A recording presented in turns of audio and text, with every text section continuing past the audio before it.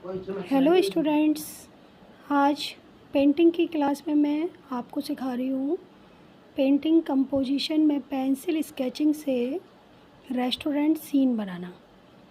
Painting composition करते समय हमें अपने माइंड में कोई भी एक सीन रखना होता है।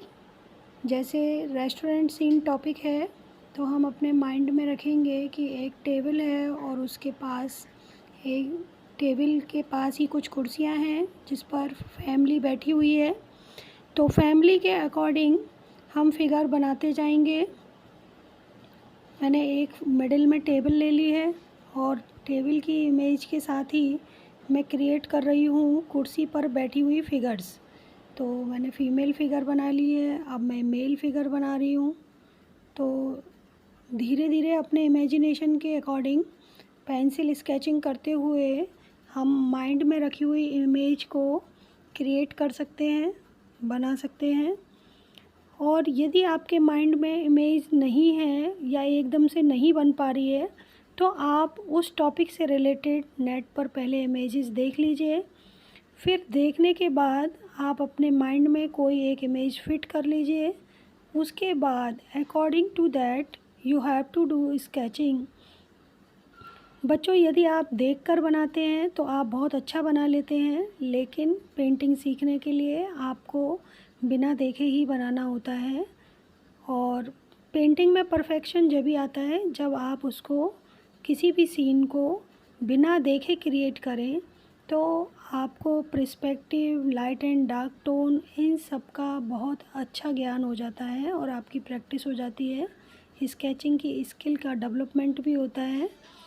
तो इस तरह अब देखिए, मैंने मिडिल में टेबल बना ली, 2 फिगर मेरी पहले ही बन गई थी।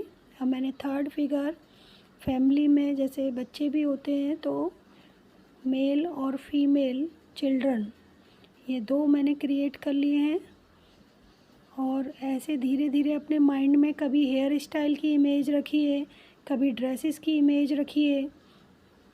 और जैसा जैसा माइंड में इमेजेस आती जा रही हैं वैसा ही आप पेंसिल से क्रिएट करते जाइए। अब रेस्टोरेंट की टेबल है तो टेबल पर बहुत सारी थिंग्स आपको स्केच करनी होंगी।